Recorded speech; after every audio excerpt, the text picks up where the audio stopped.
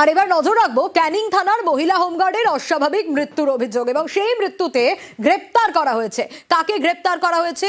গ্রেপ্তার করা হয়েছে ক্যানিং থানার সাব ইন্সপেক্টরকে, সায়ন ভট্টাচার্যকে গ্রেপ্তার করা হয়েছে। 27শে ডিসেম্বরের এই ঘটনা। 27শে ডিসেম্বর থানার বারাকে হোমগার্ডের ঝুলন্ত দেহ উদ্ধার হয়েছিল। আরো বিস্তারিত আপডেট এ বিষয়ে জানাতে পারবে অনুপ রয়েছে আমার সঙ্গে। অনুপের কাছ থেকে জানতে চাইবো আরো বিস্তারিত। অনুপ, এই 27শে ডিসেম্বরের ঘটনায় পরিবারের অনুপের কাছ থেকে জানতে পারবো আরো বিস্তারিত। অনুপ, 27শে ডিসেম্বরের এই ঘটনায় পরিবারের তরফ থেকে কিন্তু এই এসআই এর বিরুদ্ধেই অভিযোগ করা হয়েছিল। এখনো পর্যন্ত কি আপডেট, ঠিক কি ঘটেছিল, আরো ডিটেইলস জানতে চাইবো।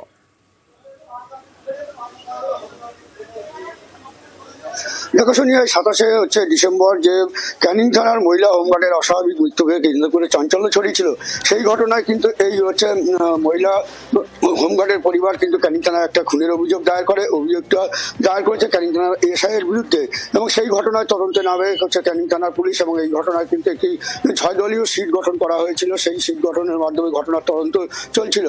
গতকাল রাতেই কিন্তু এসআইকে কিন্তু গ্রেপ্তার করে পুলিশ।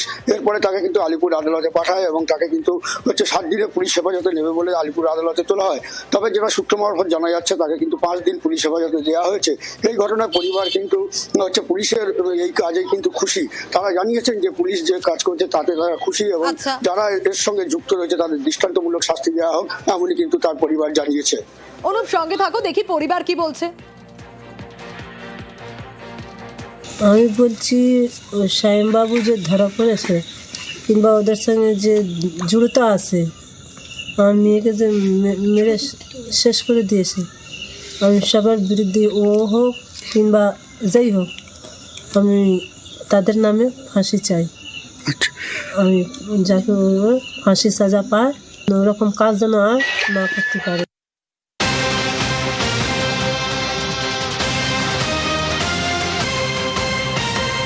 আর এদিকে মহিলা হোমগার্ডের মৃত্যুতে নয়া মোড়। কেন এ কথা বলছি? কারণ ক্যানিং এর যুবকের সঙ্গে নাকি প্রেম বিয়ে হোমগার্ডের। সায়ন নামে অন্য যুবকের সঙ্গে বিয়ে হয় বলে দাবি করছেন ধৃত সাব ইন্সপেক্টর সায়ন ভট্টাচার্যের স্ত্রীর। আর হোমগার্ডের বেশ কয়েকটা ছবি, ভিডিও, এগুলো ইতিমধ্যেই ভাইরাল হয়েছে।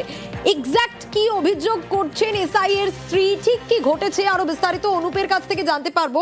অনুপ, এই যে বেশ কয়েকটা ছবি, ভিডিও ভাইরাল হলো এবং যে এসআই কে গ্রেপ্তার করা হয়েছে তার স্ত্রী কি দাবি করছেন, এক্স্যাক্টলি এখানে ঠিক কি হলো?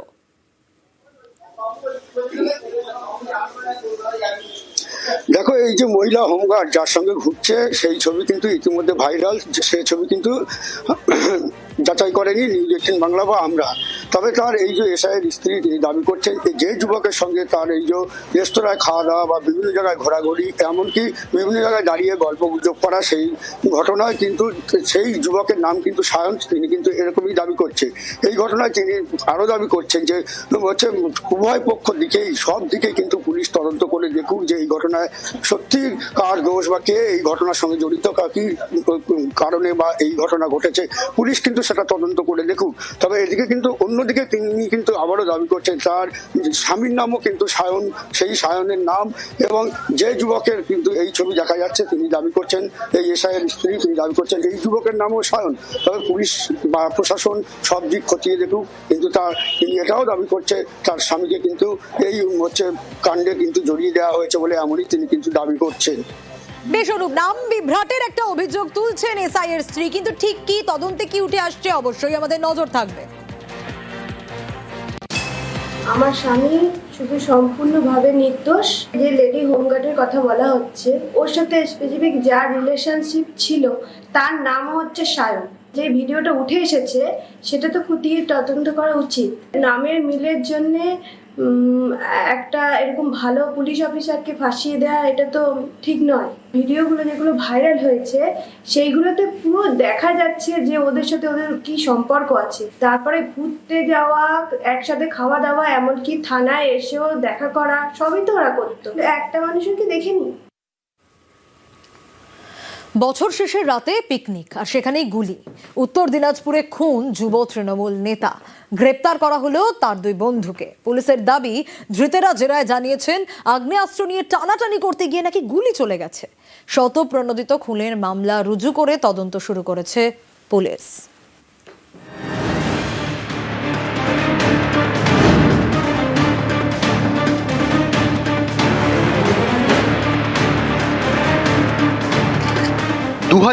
কে বিদায়, 26কে স্বাগত। 31st নাইটে চলছিল পিকনিক, সেখানে চলল গুলি, খুন যুব তৃণমূল নেতা। উত্তর দিনাজপুরের রায়গঞ্জে নিহত বছর 37-এর নবেন্দু ঘোষ। তিনি ছিলেন যুব তৃণমূলের জেলা সহ সভাপতি। পুলিশের দাবি তার বুকে গুলি লাগে।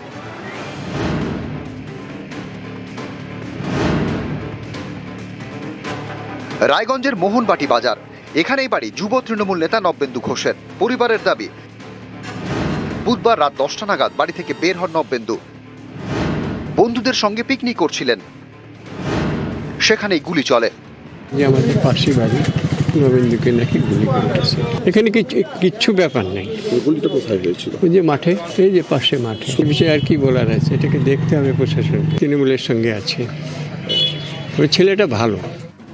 নবেন্দুর বন্ধুরা ছিলেন পিকনিকে, তাদের মধ্যে দুজনকে বুধবার রাতে গ্রেপ্তার করে পুলিশ।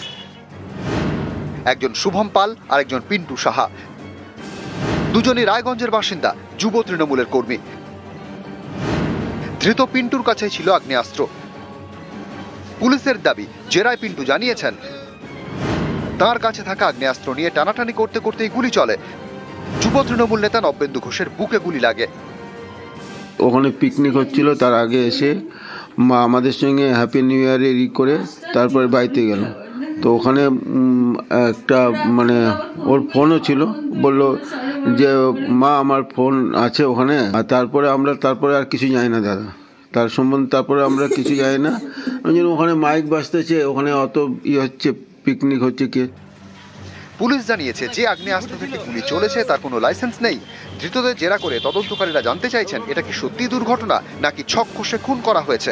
শতপ্রণোদিত খুনের মামলা রুজু করে তদন্ত চালাচ্ছে রায়গঞ্জ থানার পুলিশ।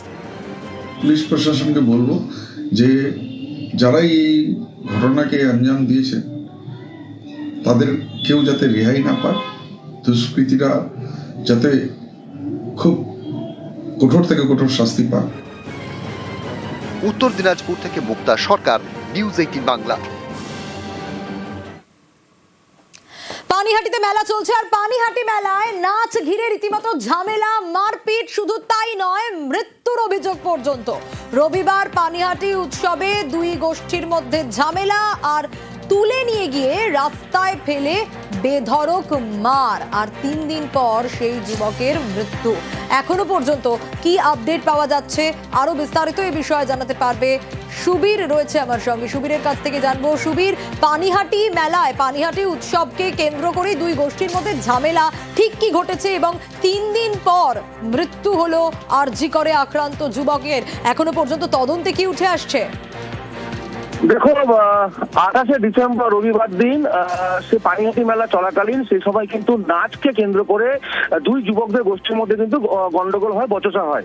তারপরে পুলিশ, খর্দ থানা পুলিশ তাদেরকে সেখান থেকে সরিয়ে দেয়, এবং তারপরে কিন্তু সেখান থেকে অর্থাৎ তন্ময় সরকার বলে যে যুবক, আক্রান্ত যুবক যার মৃত্যু হয়েছে, সে যখন মেলা শেষের পরে যখন সে বাড়ি ফিরছিল, তখন কিন্তু মেলার বাইরে যখন সে দাঁড়িয়েছিল, তখন সেখান থেকে কিন্তু প্রায় 20 থেকে 22 জনের মতো যারা যুবক, তারা কিন্তু তাকে তুলে নিয়ে যায়, এবং তুলে নিয়ে গিয়ে একটি গলির অন্ধকারের মধ্যে, গলির ভিতর ঢুকিয়ে এলো পাথায় কিন্তু মারধর করা হয়, রাস্তায় ফেলে বেধড়ক মারধর করা হয়। এবং মারধর করার পরে কিন্তু সেখান থেকে সে আহত অবস্থায় কিন্তু সেখান থেকে সে বাড়ি চলে যায়। বাড়িতে গিয়ে সে অসুস্থ অনুভব করে। তারপরে কিন্তু বাড়ির লোকজন, তার বাড়ি ঘোলা থানার অন্তর্গত অপূর্বনগর এলাকাতে, এবং সেখান থেকে বাড়ির লোকজন তাকে আশঙ্কাজনক অবস্থায় ঘোলা হাসপাতালে অর্থাৎ পানিহাটি হাসপাতালে ভর্তি করে। সেখান থেকে কিন্তু আশঙ্কাজনক অবস্থায় তাকে একদিন পর অর্থাৎ 29 তারিখ কিন্তু তাকে নিয়ে যাওয়া হয় আরজিকর হাসপাতালে। আরজিকর হাসপাতালে ভর্তি করা হয় এবং তার চিকিৎসা চলছিল। আজকে সকালবেলা কিন্তু তন্ময় সরকার যে আক্রান্ত যুবক, তার কিন্তু মৃত্যু হয়েছে, এবং এই মৃত্যু হওয়ার পরে কিন্তু বাড়ির লোকজন তারা কিন্তু খুনের মামলা দায়ের করেছে খড়দহ থানাতে, এবং খড়দহ থানা পুলিশ অভিযোগের ভিত্তিতে বিভিন্ন জায়গায় তল্লাশি চালিয়ে ইতিমধ্যে কিন্তু জিজ্ঞাসাবাদের জন্য 4 জনকে আটক করেছে এই ঘটনায়, এবং মূল অভিযুক্তকে কিন্তু পুলিশ এখনো ধরতে পারেনি। তার খোঁজে বিভিন্ন জায়গায় তল্লাশি চালাচ্ছে পুলিশ। এবং তোমাকে জানিয়ে রাখি, ইতিমধ্যে খুনের মামলা রুজু করা হয়েছে এই যারা অভিযুক্ত তাদের নামে, এবং মূল অভিযুক্তকে খোঁজার কাছে বিভিন্ন জায়গায় তল্লাশি চালাচ্ছে, এবং যারা দোষী তাদের কিন্তু শাস্তির দাবি জানিয়েছেন এই আক্রান্ত যুবক তন্ময় সরকারের পরিবারের লোকজন। বেশ,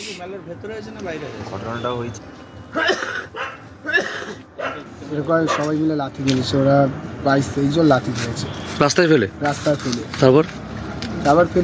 তারপর আমরা ওকে সারা বেলা খুঁজলাম, পুলিশ আমাদের ছেড়ে দিল। সারা বেলা আমরা খুঁজলাম, ওকে কোথাও পেলাম না। তারপর বাড়ি এসে দেখছি ওরকমভাবে পেটে হাত দিয়ে ও কয়ে দাপড়াচ্ছে। তো ওকে তখন জিজ্ঞাসা করা হলো যে তোকে কী করে এটা হয়েছে। ও তখন বলল যে তোরা তো ওখানে তোদেরকে পুলিশ ধরে নিয়েছে, আর আমি যখন পালিয়ে গেছি হয়তো ওদের যাদের সাথে ঝামেলা হয়েছিল ওরা আমাদের সাথে একসাথে ওই দিক দিয়ে পালিয়েছে। তো হয়তো ওদের সাথে দেখা হয়ে গেছে কোনো কারণে, আর ওকেই নিয়ে চলে গেছে ওখান থেকে।